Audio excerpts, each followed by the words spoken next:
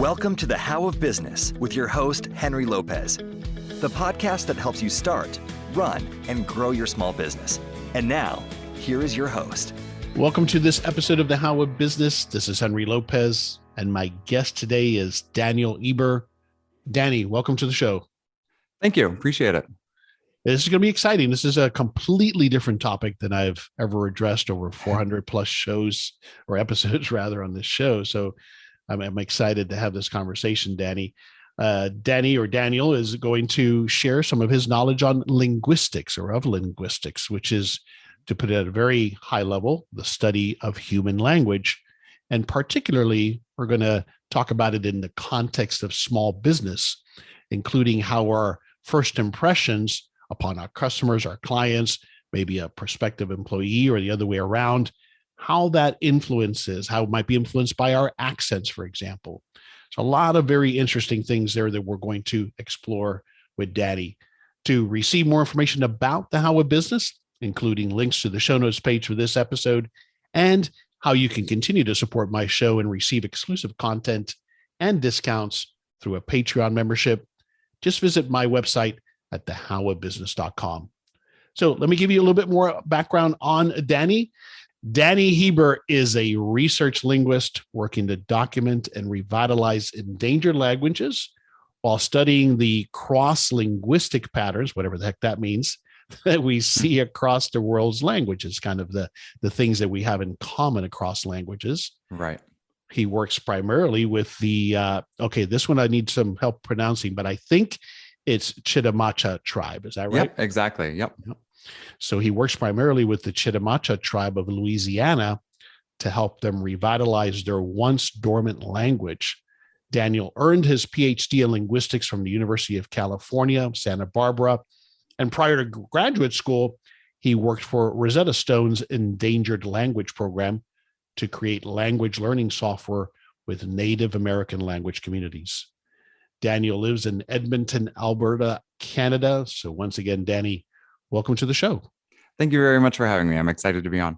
Yes, it's going to be a very, very interesting conversation. Let's start a little bit, though, about your journey and how you got to what you're doing today. What led you to the study of linguistics? Well, I've always been super interested in languages ever since I was a little kid. I would even, when I would say something or someone else would say something, I would even kind of repeat it back to myself under my breath sometimes. Really? So I'm sure I was kind of a weird kid, but, I started learning Spanish and then Latin in middle school and high school. And then I wanted to branch outside of Europe and I started learning Swahili. I did a study abroad in Kenya. And I've always been interested in languages. And then I got to undergrad. I went to undergrad at William & Mary in Virginia. And I was looking through the course catalog one day and I saw this thing, linguistics. And I said, what's that? So I went and read all the course descriptions. And, immediately I was like, that's what I'm doing with the rest of my life. Like, this is what I want to do. So it was pretty straightforward from there. This early interest in language, was it fostered at home? Did your parents speak multiple language? What do you think might have exposed you to it early on? No, my parents were always very encouraging of me reading and kind of exploring my interests. And I think that was a major thing. Mm-hmm. But yeah, it's hard to say like why I picked up on that linguistically. There is a little bit of evidence to suggest that gay men sometimes are more attentive to language because they're attentive to how they speak. And so you do tend to see a lot of gay men in linguistics. But, that's still kind of a little speculative. But yeah, that's an interesting observation. I have similarly as an immigrant, a son of immigrant parents, I was hyper conscious of not having an accent. And we'll talk about accents. When I was growing up, I grew up in South Florida. And so I'm a son of Cuban immigrants. Mm-hmm. And so, of course, we were ridiculed by the Americans, as we refer to them, for our accent. So I was very hyper conscious. And so I also developed an ear for that. Like my brother and sister have what we call a Miami accent, which comes from the fact that we speak Spanglish a lot, right? A combination of English and Spanish very fast and whatever comes first. But I don't have an accent. People can't place me often. Now you might be able to, but I have kind of this non-placeable accent, but it's because I was hyper conscious of it early on. Right. Yeah. Yeah, no, that's actually highly relevant, I think, to some of the stuff we might talk about today, because I grew up in New England. I had kind of a New England accent when I was younger. And then we moved to the Appalachian Mountains in Virginia. And Mm, I probably should have picked up that accent, but instead I wound up with the little more kind of socially prestigious, like mid-Atlantic accent. And right. some people are just a little more kind of socially attentive to kind of the social connotations of different accents when they're young, and they'll adjust. And I think I was one of those people that did that without realizing it. Yeah, I do the same thing. Find myself doing that, and I tend to parrot that now, even when I travel, Mhm. as a way of blending in. Not that I blend in, but I think that I am. Yeah, so, sure, sure. Yep. how many languages do you speak now fluently? Fluently, just three. I've got English, Spanish, and Swahili. Swahili is my best second language because I've done a lot of field work in East Wow. Africa. But I should point out, though, that linguistics isn't so much about learning lots of languages, and it's more Sure. about the science of how language works, like how we learn language, how language changes over time, how language affects cognition and cognition affects language and things. So a joke that linguists sometimes like to use is that asking a linguist how many languages they speak is like asking a doctor how many diseases they have. Right, right. No, that's fair. That's fair. You could be a linguist and only concentrate on English and Right. all of the different facets of the origin of it and so forth, and only Exactly. speak Yep. that one language. Yeah. Right. Yep. As a matter of Yeah. fact, Noam Chomsky is pretty famous for that. I believe he knows some Hebrew, but he's one of the most famous linguists, and he just mostly focuses on English. Yeah, no, great observation. But then what leads to your interest in Native American, not just Native American, but most Mhm. recently Native American languages? Yeah, I became interested in that in undergrad when I was doing field work in Kenya. I'd always been interested in East Africa, and then I discovered there was this whole movement to document minority languages and try and help revitalize them before they disappear. And so I started taking interest in that in undergrad, and then I had an internship with the endangered language program at Rosetta Stone. They make that language learning software.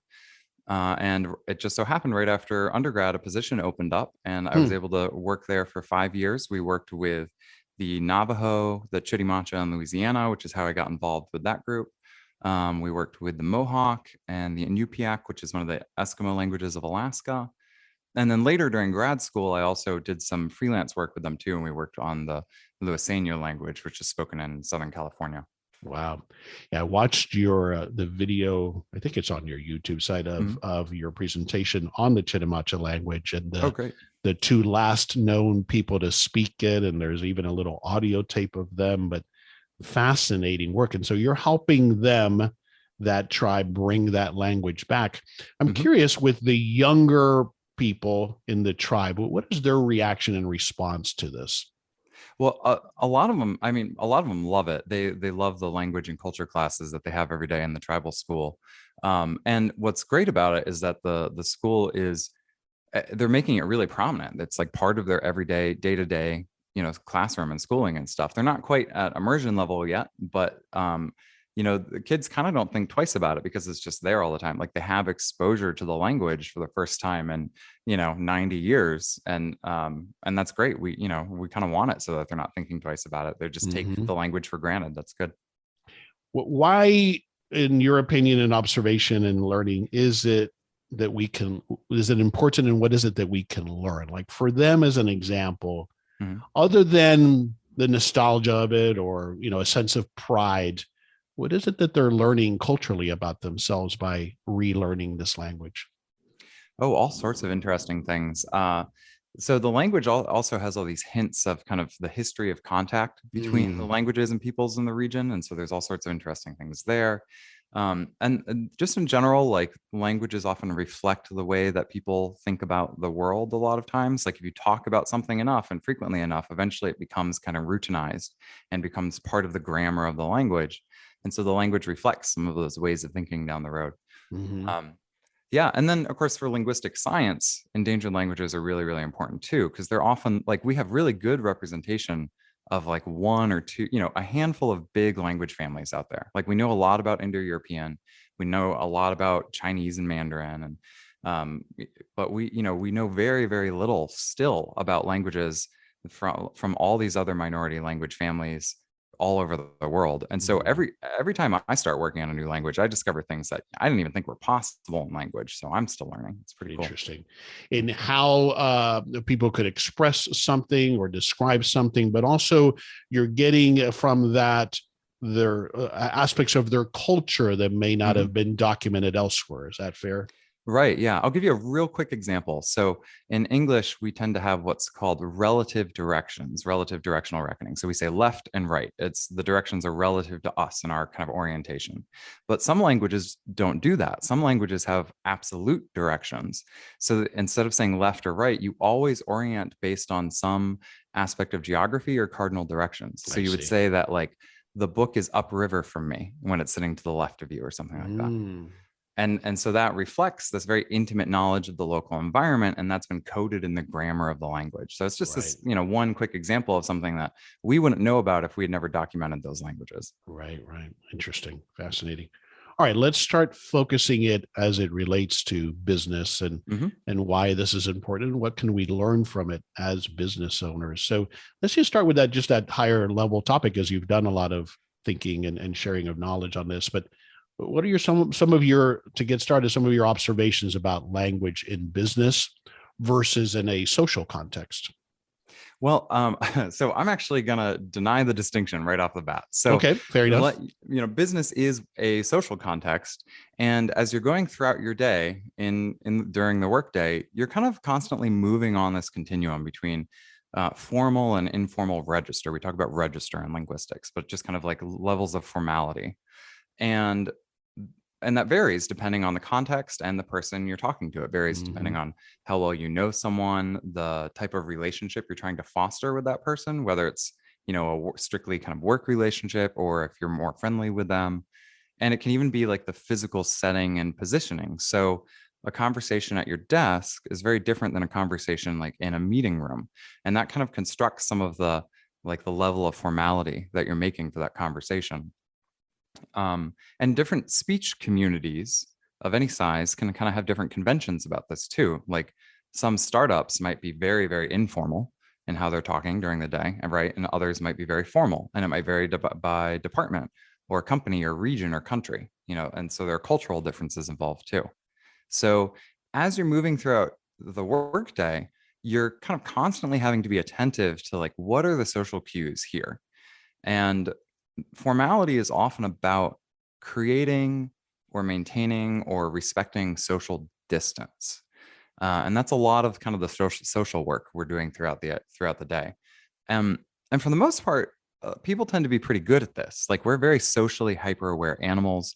We naturally pay attention to these social categories and we adjust our speech to them. So a lot of times this doesn't actually take a lot of work, but it's when you have discrepancies is when people have different judgments about the social situation, or they have different cultural backgrounds about what's considered formal or informal or appropriate for the situation or not. And then those kind of discrepancies wind up being realized in the language. They're realized in, how you talk to someone. You might approach someone more informally than they're expecting, and they might find that rude or disrespectful. But it's usually not so much of a linguistic difference as like a difference in your judgment of the social situation. Yeah. And I can see where this is particularly challenging for a small business environment, which can be more like the startup. But I think it's one of the challenges that we have as small business owners is not to allow the environment to get too familial, right? Too informal, because that can lead to other issues and level of respect and understanding that it needs to be a professional environment. That's often a challenge for small business owners is crossing, because it's a small group. Often those boundaries are much more blurry. That social distancing is much more blurry. And so it becomes more of a challenge, I think, for small business owners. Yeah. And especially because any individual person in any individual context might have slightly different social goals. So like, for example, if you're bringing on a new hire, you might be trying to create a bit of a more informal setting to help that new hire feel more comfortable. And so you might be using more informal language. But the new hire is probably feeling pretty insecure, not quite sure, a lot of uncertainty on the first day, right? So they might actually be trying to establish and look for a bit more structure and a bit more formality in this kind of uncertain environment. And so sometimes, those two kind of social goals can, be at odds with each other. Right. Yeah, no, that's a great point as well. It doesn't happen as much in a corporate environment, because typically in a corporate environment, that tone has been established for some period of time, right? And you have layers, and so there's a hierarchy that's established, predetermined before you join. Yeah. Well, I'll give you another example. I was thinking about this with our email exchanges before the podcast. So you'd probably agree that your emails were somewhat more formal and a bit more formulaic than mine were. And that's because I think we had like slightly different social goals, and in no way was this in conflict, but the formality of your emails makes a lot of sense because you're a show about business. So you want to give an impression of seriousness and authority. Whereas I'm trying to portray myself as a guest that's going to come on your show, and your listeners are going to find personable and engaging, right? So I'm trying to close that social distance a little bit. So it's this fine little social dance that people are doing, and kind of how they use their language to convey these things. Right, but I think that's why this is such a great conversation. The more aware you are of that, the more you can flex that muscle to your advantage, depending on the scenario. Yeah, exactly. Yep. Excellent. So let's talk about accents, because that's such a big part of how we perceive each other, and especially as it relates to the business world. And I don't know, where do you think we should start? Because I have a bunch of questions here related to accents, but where would you like to start about how accents influence us and how we perceive each other, in particularly in the business world? Well, I think it's important to recognize that most of our perception of accents is very subconscious and non-conscious. And so there's a lot of great research out there that shows how this can affect people's perceptions of others. A really salient example comes from the National Fair Housing Alliance, and they were doing some research trying to test whether renters were being fair and discriminating again toward the people who wanted to rent from them. And so they did these telephone tests, and they would call up the renters and they'd ask whether an apartment was available. And these renters would some renters would consistently tell their Black applicants that the unit wasn't available. And then immediately afterwards get a call from a white applicant and tell the white applicant that the unit was available. And this was on the telephone. So they never saw the person in person. And some of the renters, when they questioned about it later, weren't even aware that they had been doing this. They were just kind of, going off vibes or something. And there's also been hiring studies as well that they'll take the same resume and they'll just change the last name of the applicant to a name that's more typically associated with the Black community, and they'll see that they'll get fewer callbacks, or someone will call HR asking for an interview. And again, it can even be the same person just switching between kind of a more standardized dialect and African-American English dialect, and that same person would receive fewer callbacks and things. So it's very subtle. I think language often kind of winds up being one of the last kind of acceptable forms of discrimination that a lot of times we're not even aware of. And it's, I say acceptable, not in the sense that it actually is acceptable, but that we accept it because we don't realize otherwise. Sure. Yeah. And is it, I got to think at one of the roots of it is that we associate that. I mean, in that case, in that scenario, we associated with less ability to be able to pay your bills, let's say, that you don't have the wherewithal or the credit worthiness or whatever the case may be. But in an employer situation, I might think, well, that person isn't as capable. Maybe they're not as intelligent based solely on their accent. And you're saying that I'm making kind of that termination very subconsciously more than necessarily actively, even though it is discrimination. But is that part of what I think I'm reading, is that person is less intelligent or less capable? Yeah, and unfortunately, that is often what happens. Is we, especially just dialects that we're less familiar with, and that we associate certain ways of speaking with certain groups of people, and we have stereotypes about those groups of people and things. So we kind of tap into those stereotypes subconsciously when we're paying attention to how someone else speaks. But of course, you learn to speak before you ever get to school, and before you ever really have a chance at education most of the time. And for most people, like you and I are actually kind of the unusual ones. Most people don't change their accent much after childhood. Right. So for the most part, like after that, after age 5, like doesn't matter what their background is, like their accent doesn't really tell you anything about their background. Yeah, like that's such a good point of enlightenment that it has nothing to do with the fact that they may have gone on to get a PhD. They may have still carried forward their native accent, for lack of a better term. Yeah. There's a really famous example in linguistics of a great study that was done back in the 1960s. And this linguist went around to every Macy's department store in New York City at the time and kind of greater area. And he found something on the 4th floor of the Macy's. And then he went to every single one of the people working at each of those Macy's. And he asked like, hey, where's, X, like, where are the shoes or whatever? And he knew that it was on the 4th floor. So he knew that they would say, oh, it's on the 4th floor. But of course, if you're saying that with a New York accent, you're going to say that 4th floor, right? Well, it turns out that there's variation in that. And what he found is that when people would pronounce the R, the people that pronounced the R were consistently in areas of higher socioeconomic status.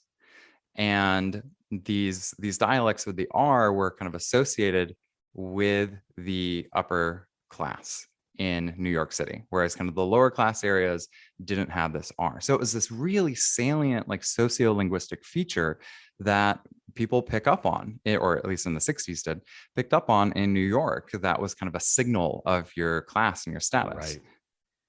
And it's our instinct, isn't it? As I believe we're all tribal by kind of nature to distinguish ourselves, and they're not in the tribe that I think is right fit or that I want to be associated with. And so that's why we subtly, but it's impactful. We pick up on those cues, don't we? Right.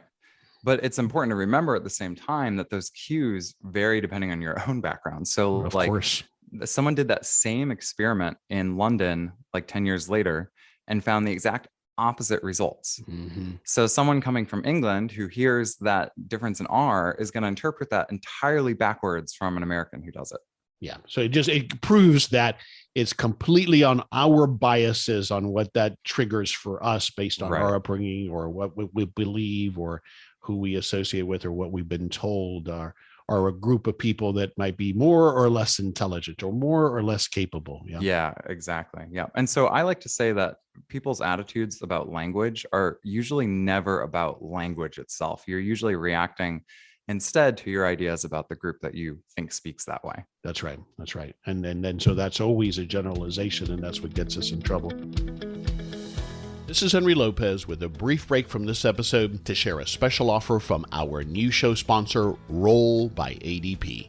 It's no secret that starting a business causes stress and can sometimes feel like it's you against the world. So you need the right partner by your side. Like Roll by ADP, a chat-based mobile payroll app built with small business owners in mind. Roll simplifies the payroll process, making running payroll as easy as sending a text, really, and lets you pay employees, including contractors, freelancers, even yourself, directly from your mobile device. On top of that, Roll helps you stay in compliance, giving you one fewer thing to stress over. Since Roll is an app, you can say goodbye to stacks of paper everywhere, and it always has your back, offering 24/7 live chat support and step-by-step guidance. And Roll is backed by the payroll experts at ADP, giving you industry-leading security, expertise, and reliability. Welcome to a better way of doing business. Visit getroll.com/howabusiness today and get your first 3 months free. Why do Americans, or do you know why Americans generally perceive a British accent to be someone who's more intelligent or more proper or more professional? Yeah, I think it's just because British English is thought to be older, and it's, at least from the colonial era onwards, it was associated with the higher social class as compared to the colonists, right? So there's been this long, several hundred-year tradition of thinking that way. But what's funny is that actually some of the features of British English now are newer than features of American English. Is that right? Yeah, some of the dialects of New England actually sound closer to what British English originally sounded like during the colonial era than British English does today. Fascinating. And of course, if you're familiar with it enough, you know that there are so many different accents within the UK, Right. and they within themselves do the same thing, right? They judge each other based absolutely. on what part of the country you're from. Yeah. Oh, yeah. Perhaps even more harshly than we do sometimes, or at least as harshly as we do as Americans. Well, the longer a language has been in a place, the more time it has to diversify. And as a result, of course, there's kind of more social distinctions and social judgments that go along with it. And that's why in the States, there are many more there's much more dialectical diversity on the East Coast than the West Coast. The East Coast has, a dozen different dialect groups. And most of the time, linguists just lump the entire, like from the Midwest West, so we just lump it all into Western dialect. Like there's variation within it, but not much compared to the East. Right. Okay. We'll take a bit of a slight turn here. You had a great video on I think I found it on your YouTube channel on filler words. And this is a big thing for me because I've worked very hard over my career, having come from sales and now obviously doing this in podcasting, of cleaning that up in my language. But you have an interesting perspective on this, on the effectiveness of filler words and sounds. So tell us about that. Sure. So kind of one of the fundamental tenets of linguistics is that everything in language has a function. So filler words aren't just filler, like they actually have a use and a purpose in language. And one of the purposes that they often have, your ums and your ahs and things, is to signal that you have more to say. And that's opposed to, like, if you have kind of a firm pause, right? A pause tells you, hey, I'm done. You can jump in now. Whereas a filler is like, give me a minute, I'm thinking. I still kind of have more to say here. And if you're only ever pausing, that can actually be more confusing for other people. Of course, in a context like this, like on a podcast, or if you're giving a presentation or something, you're not trying to leave room for other people to jump in because it's meant to be this presentation. So there, it can be very distracting to your listener, precisely because, like, there's no chance, your podcast listeners are going to jump through the microphone and, jump into the conversation or whatnot. So to them, it's just kind of like irritating at that point. But so the function of these really depends on, or the use of these really depends on context. Like in some contexts, their function is really, really useful and it's a great social cue. And in other cases, not so much. Yeah, no, but brilliant. Yeah, that distinction of context is the key part that I had never really thought about. And as you were saying that, I've even had a challenge sometimes because as we did here, we turn off video.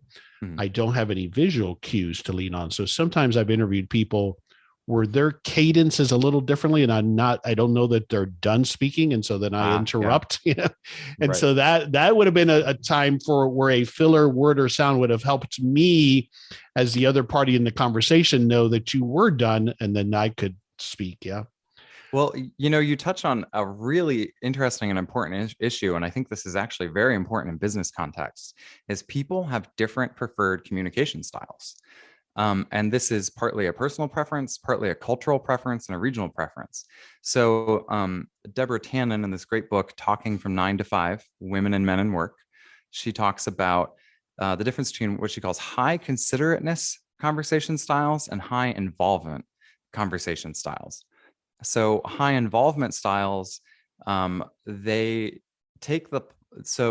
they're trying to provide feedback and show, like, hey, I'm there with you. And they're doing what we call back channeling. And they're giving you like, yeah, okay. And they're following up, they're asking questions. They're kind of interjecting to show, like, hey, I'm engaged, I'm involved, I'm interested in what you're saying. But the high considerateness style people, they're the ones that are trying to, like, let you say everything you have to say, and I'll jump in when I can. And so you can immediately see how this causes some conflict in conversation sometimes. So high involvement style people take those pauses that are given by high considerate style people as meaning, like, oh, they must have nothing to say. And so the high involvement people feel like they're kind of carrying the conversation because no one else wants to contribute. Right. Whereas the high considerateness people, they often feel like they're having the floor taken away from them. And then when the high involvement speakers chime in to show support and participation, they're feeling like they're interrupted. But what's interesting is when you get two high involvement people talking or two high considerateness people talking, they don't feel like they're interrupted or they don't feel like nobody's talking. They come away like feeling positive about the interaction because that's how they're expecting to interact with people. Interesting. And so I think one of the things that I learned in sales is to try to quickly judge what type of person you're talking to, and then mimic that to some extent. Yeah, we call that linguistic accommodation. And that's exactly, yes. And some people do that all the time. I think everybody does that to a certain extent. Sure, but of course you do. Yeah, if you're good at sales, you probably do that really well. Right. You have to learn to do that well. Oh.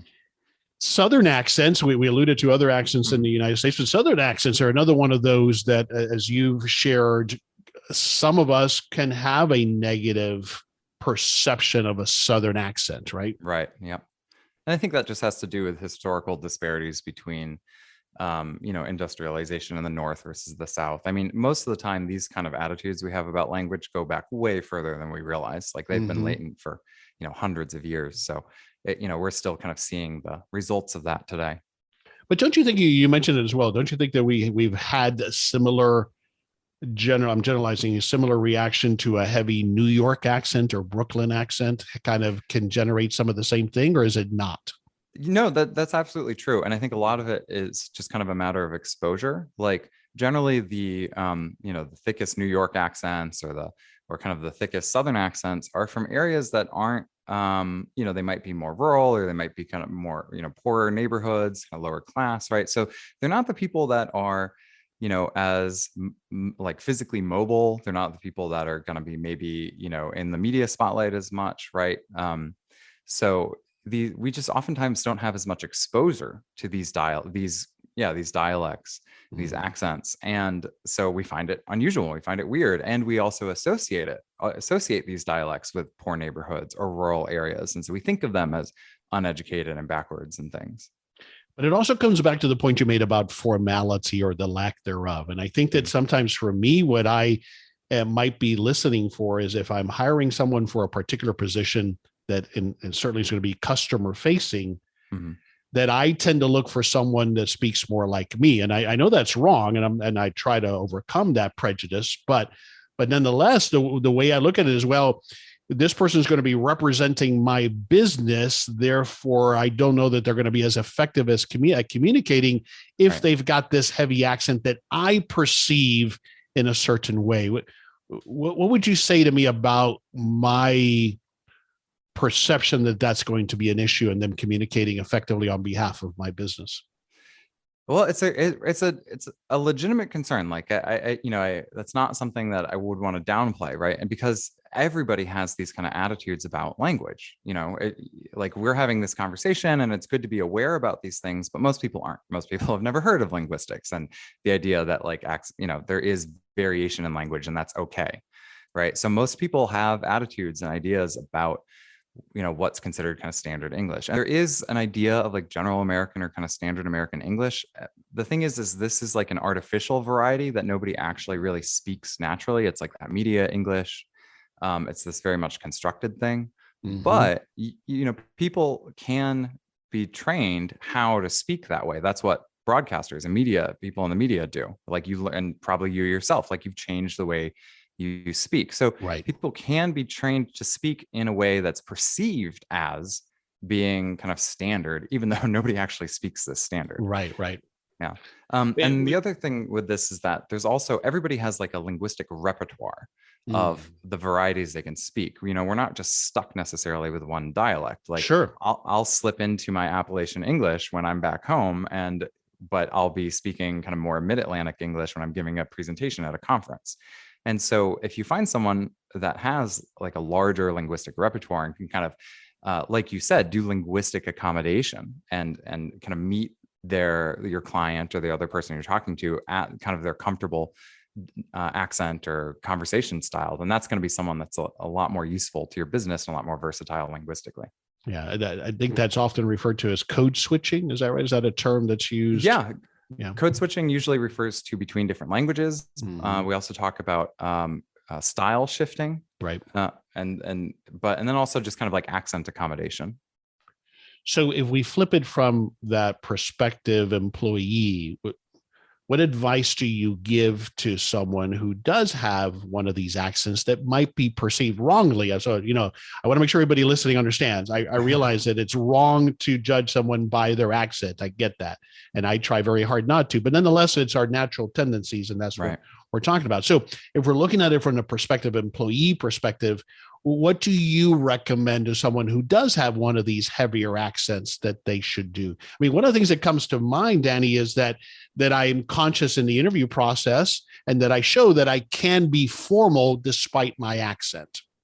Right. Yeah. And it's tricky because, obviously I want to like you can speak in a rural accent and still be just as formal. Right? Absolutely. But like you said, unfortunately, that's not the perception that most people have. Most people think, rural accent or like kind of poor neighborhood accent means you're an idiot. And like that's so one thing that actually the San Francisco school system got in trouble for this back in the 90s, not in trouble, but there was kind of an uproar about it back in the 90s. What they were trying to do is they were trying to teach Black kids in school like, hey, the way you speak is different from kind of standard formal academic English. Yep. And they weren't trying to teach these kids, they weren't trying to teach them in African-American vernacular English or what's often called Ebonics. They weren't trying to do that. They weren't trying to teach them that, but they were trying to show them like, hey, the way you speak is like a little different from what people think of as like standard and formal and accepted. Mm-hmm. And if you're aware of these differences, then you can kind of control and command both of those dialects much easier. And so that's kind of what I'd encourage people to do is just be aware that there are often attitudes about the way you speak. And the thing is everybody speaks with an accent. Yeah. There's no such thing as speaking without an accent, which means someone out there is going to find the way you speak irritating or dumb. That's right.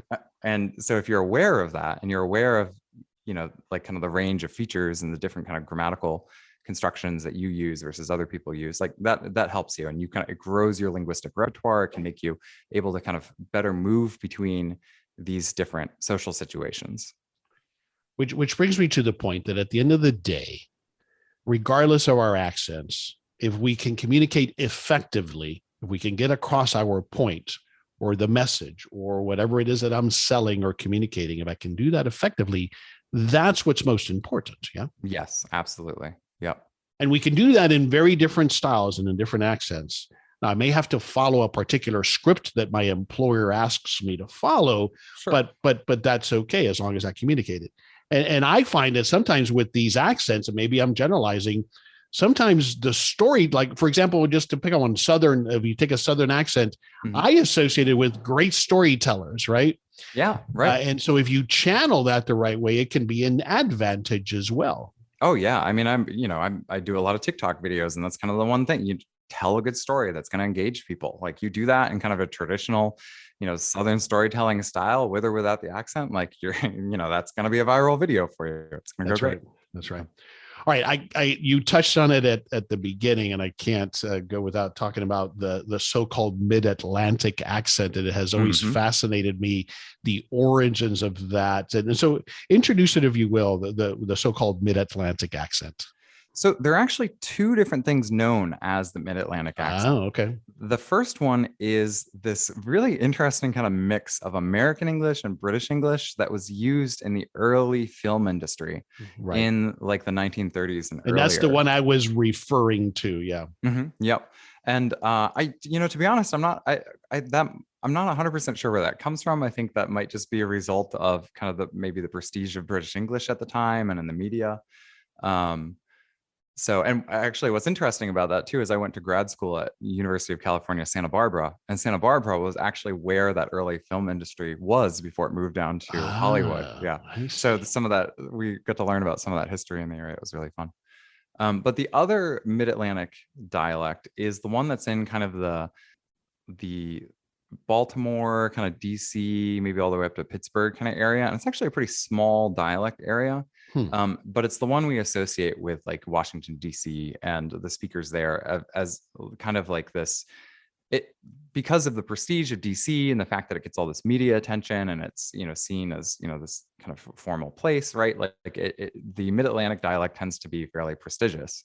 And so I think no surprise, like little me, when I was like, 7 years old, I think I must have picked up on that fact that it was a little more socially advantageous for me to speak this way as opposed to Appalachian English, and kind of slowly shifted to speaking that way. Mm-hmm. Interesting. It's fascinating. All right. So maybe this is not a fair question, but I'm going to ask you anyway. All right.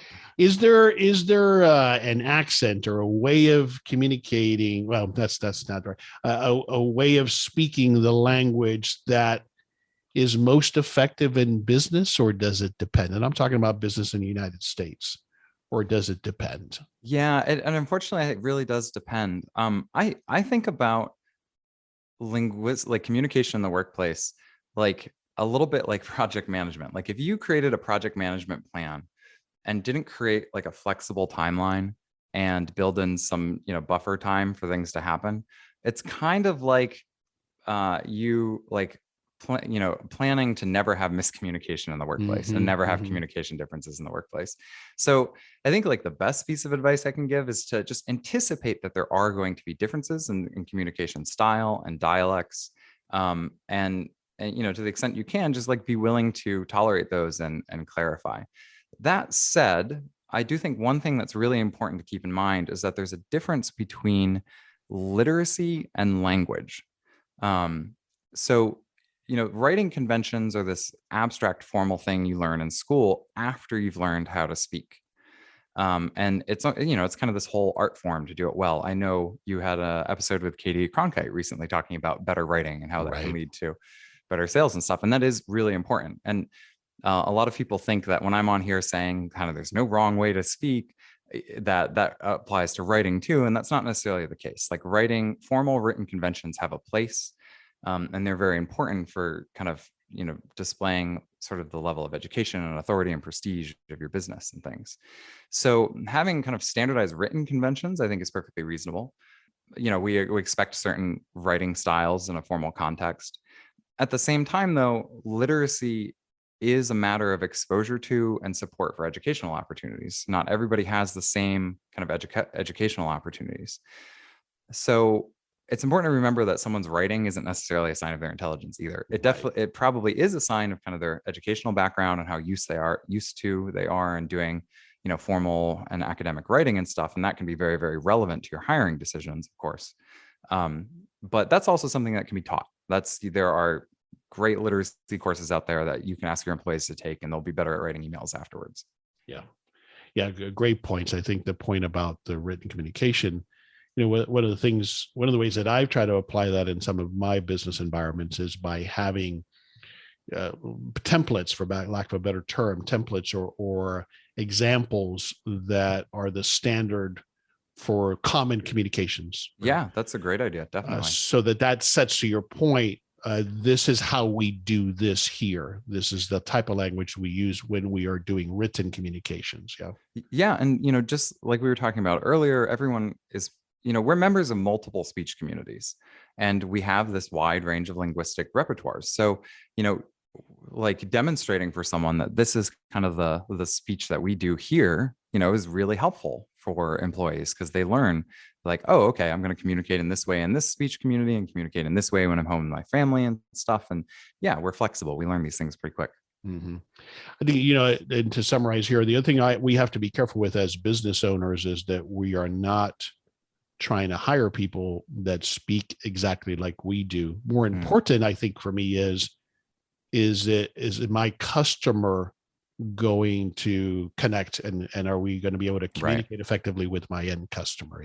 Yeah, definitely. Yep. So if you're looking specifically for sales, you should look for people that are able to kind of command a wide linguistic repertoire and can do that, not necessarily accent accommodation, but like, speech style accommodation. Right.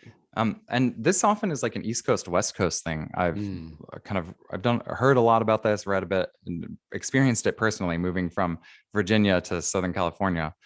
I felt very interrupty in California. I felt like people were irritated because I was jumping in too much, because I had a more high involvement style, and kind of a quicker style too. A lot of people on the West Coast or further west, like they're more tolerant of like small talk and things, whereas on the East Coast it's kind of like go get it done, like we're tourists, we're on a schedule kind of thing. So very different conversational styles. Absolutely. Same thing with Northeast and Southern. I live in Florida now, but I spent 31 years in Texas. And there is that very different linguistic style, if I'm following what you're talking about, where in the South, we get around to the point. Whereas in the Northeast, I'm generalizing, in the Northeast, we get right to the point. Right. Yeah, exactly. And it's effective in the end, but it can clash sometimes, is what we have to be aware of. Yeah, growing up in the South, I was always told about how New Yorkers are so rude, this and that. And then I spent a good deal of time in Manhattan, and I came to realize, like, no, they're just being respectful of your time. Yeah, they're being more direct. That's just that linguistic style. And again, it might be that time might have something to do with it.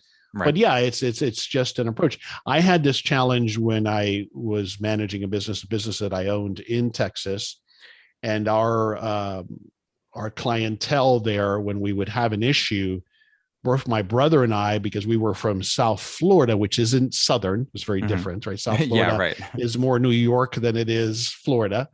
Yep. And so we came to it with that style of let's getting right to the point, and people took that as very brusque, very, very short. Right.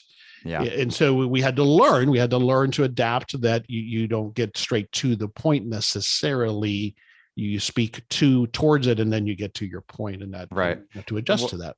One of my favorite sayings for this is sometimes to find out about the hole in the roof, you have to ask about the weather. I love that. Exactly right. All right. So I'm curious, what's next for you? What do you have on your horizon? Well, two different things. I'm continuing to work with the Chitimacha Tribe, and we're putting together a dictionary that we're hoping to release the first edition of this year. So very excited about that. That's a decades-long project in the making. Wow. And then I myself am also starting to grow my own business, my science communication business, Linguistic Discovery. Very recent, it's only in the past handful of months that I've kind of really started taking it seriously as a business and starting to think of it that way. So I'm only just beginning to monetize and thinking about kind of the services and products I'll offer, but it's exciting for me. So I actually have recently subscribed to your podcast and getting some great wisdom there. Appreciate that. And where can we go online to learn more about what you're currently doing and the future? The best place is linguisticdiscovery.com. And there you can also find links to all of my kind of social media presence. I post several times a week different educational videos about language and linguistics and how the science of how language works. And I'm most active on TikTok, but you can find all of my stuff on YouTube, on Instagram, Twitter, all under kind of the Linguistic Discovery handle. Excellent. All right. I'm always looking for a book recommendation. You mentioned it already, I believe, Talking from 9 to 5. Tell me about that book. Yeah, it's an excellent book. It's a little older. It's from 1994, but I still think it's absolutely relevant. It's highly useful. So Deborah Tannen, the author, talks about just kind of different conversational styles between men and women in general and how that causes issues at work sometimes. Both men and women report feeling like they're interrupted more by the opposite gender. But the behaviors that they're reacting to are slightly different. And so she explains like how it is that men and women kind of conceptualize like what counts as good conversation differently and how that leads to conflict in the workplace sometimes. So I think it's an excellent book to be aware of. Fascinating. Thanks for that recommendation. We'll have a link to it as well on the show notes page of this episode at thehowofbusiness.com. All right, we'll wrap it up with the last question. Let's bring it all together. What's one thing you want us to take away from this conversation we had about linguistics and what we can learn about being more aware of it as a small business owner? I think the most important thing is that your attitudes about the way people speak are never really attitudes about language. They're always attitudes about people. So just be cognizant of that fact. Like, don't let language bias you. Remember that everybody speaks slightly differently from you, and the way that you speak sounds just as strange to other people as they do to you. And so once you recognize that, you can focus on what you know about the person rather than the way that person speaks. And so just kind of like embrace the variation that we have in language and in the workplace, and kind of appreciate that diversity rather than trying to fight against it. Exactly. Embrace it and appreciate it. And at the end of the day, what I'm going to try to do better and better is to listen for, do they effectively communicate regardless of what the accent might be, or even their use of vocabulary?